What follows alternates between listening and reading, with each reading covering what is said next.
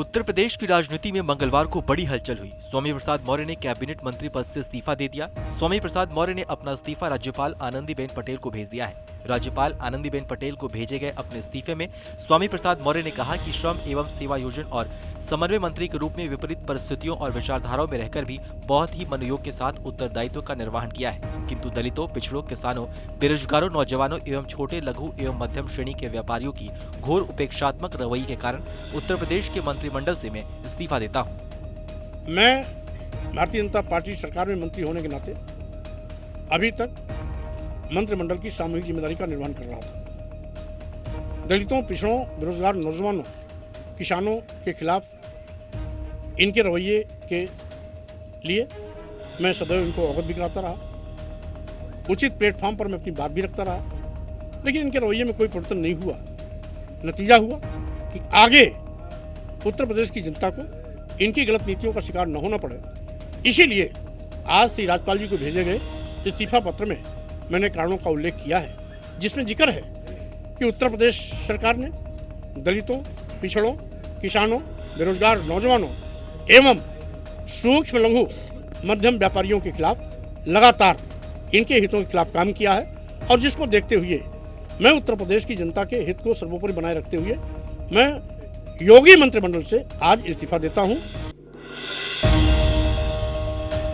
Samajwadi party के अध्यक्ष अखिलेश यादव ने स्वामी प्रसाद मौर्य के सपा ज्वाइन करने पर ट्वीट किया है कि सामाजिक न्याय एवं समता समानता की लड़ाई लड़ने वाले लोकप्रिय नेता स्वामी प्रसाद मौर्य और उनके साथ आने वाले अन्य सभी नेताओं, कार्यकर्ताओं और समर्थकों का सपा में ससम्मान हार्दिक स्वागत एवं अभिनंदन। सामाजिक न्याय का इकबाल होगा, 22 में बदलाव होगा। दरअसल स्वामी प्रसाद मौर्य बीजेपी से नाराज चल रहे थे और वो पार्टी से अपने बेटे और समर्थकों के लिए टिकट मांग रहे थे, लेकिन बीजेपी आलाकमान से क्लियर मैसेज नहीं मिल रहा था। स्वामी प्रसाद मौर्य के मंत्री पद से इस्तीफा देने के बाद प्रदेश के उप मुख्यमंत्री केशव प्रसाद मौर्य ने उनसे बैठकर बात करने और जल्दबाजी में निर्णय न लेने की अपील की है। स्वामी प्रसाद मौर्य के इस्तीफे पर उप मुख्यमंत्री केशव प्रसाद मौर्य ने ट्वीट किया है कि उन्हें जल्दबाजी में निर्णय न लेने की अपील की है। उन्होंने ट्वीट किया है कि स्वामी प्रसाद मौर्य जी ने किन कारणों से इस्तीफा दिया है मैं नहीं जानता, उनसे अपील है कि बैठकर बात करें। जल्दबाजी में लिए गए फैसले अक्सर गलत साबित होते हैं। बीजेपी को मंगलवार को तगड़ा झटका लगा है। स्वामी प्रसाद मौर्य के बाद बीजेपी के 3 विधायकों ने पार्टी की सदस्यता से इस्तीफा दे दिया है। इस्तीफा देने वालों में बिल्हौर से विधायक भगवती सागर, शाहजहांपुर की तिलहर सीट से विधायक रोशन लाल वर्मा और बांदा की तिंदवारी से विधायक ब्रजेश प्रजापति ने बीजेपी को छोड़ दिया है। माना जा रहा है कि ये विधायक समाजवादी पार्टी में शामिल हो सकते हैं। रोशन लाल वर्मा ने समाजवादी पार्टी का दामन थाम लिया है। और भी विधायक साथ में जा रहे हैं आप लोगों के साथ? अभी इसका पता नहीं, 4-6 दिन में पता लगे क्या स्थिति है। तो कई मंत्रियों के भी जाने की सूचना है, सूचना है। एनसीपी प्रमुख शरद पवार ने मंगलवार को ऐलान किया है कि वो उत्तर प्रदेश में एनसीपी, समाजवादी पार्टी और अन्य छोटी पार्टियों के साथ चुनाव लड़ने जा रही है। शरद पवार ने उत्तर प्रदेश सरकार में मंत्री स्वामी प्रसाद मौर्य के इस्तीफा देने और सपा में शामिल होने पर शरद पवार ने कहा कि 13 विधायक समाजवादी पार्टी में शामिल होने जा रहे हैं। उत्तर प्रदेश में परिवर्तन आने वाला है। आज मौर्य जी ने जो इस्तीफा दिया मिनिस्ट्री से और पार्टी से, और इस्तीफा देकर समाजवादी पार्टी को सहयोग देने की बात उन्होंने कही, और साथ साथ इनके साथ में 13 एमएलए और कुछ साथी वो इसमें ज्वाइन होने वाले हैं। और आज 9 से शुरुआत है। आप देखेंगे अगले कुछ दिनों में हर दिन कोई न कोई नया चेहरा वहाँ से छोड़कर यहाँ आएगा और परिवर्तन की प्रक्रिया में शामिल होगा। बीजेपी प्रदेश अध्यक्ष दयाशंकर सिंह और ओम प्रकाश राजभर की मुलाकात पर भी सियासत तेज हो गई है। दयाशंकर सिंह ने जहां राजभर से मुलाकात पर खुलासा किया है कि वो राजभर से 1 महीने में 4 बार मिले हैं, क्योंकि राजभर और समाजवादी पार्टी में वैचारिक समानता नहीं है और सियासत में कुंद भी संभव है।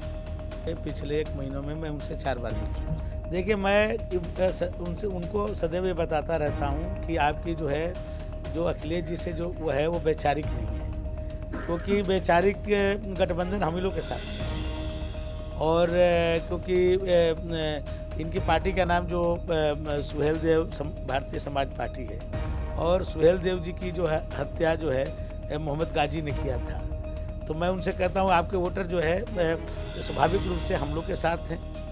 तो इस तरह की बातें हम लोग की उनकी होती रहती हैं। मैंने वो भी अपनी बातें कहते हैं, मैं भी अपनी बातें कहता हूँ।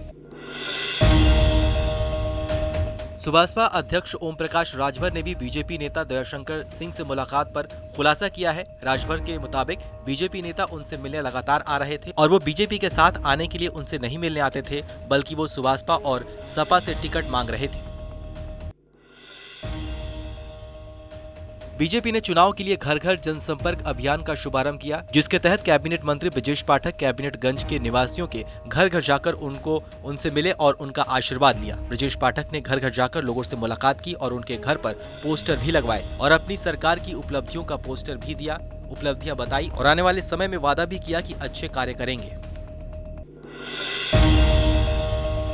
बीएसपी महासचिव सतीश चंद्र मिश्र ने कहा है कि पूर्व मुख्यमंत्री मायावती और वो विधानसभा चुनाव नहीं लड़ेंगे। सतीश चंद्र मिश्र के मुताबिक मायावती चुनाव लड़ाने का काम कर रही हैं 5 राज्यों में और मैं राज्यसभा सांसद हूं, इसलिए चुनाव लड़ने की नहीं सोच रहा हूं। सतीश चंद्र मिश्र ने कहा कि भगवान परशुराम का फरसा गिर चुका है और ये बुरा संदेश है और अब ये जा रहे हैं। सपा के 400 सीट जीतने के दावे पर मिश्र ने कहा कि 400 उम्मीदवार उनके पास नहीं है, तो ये 400 जीतेंगे कहां?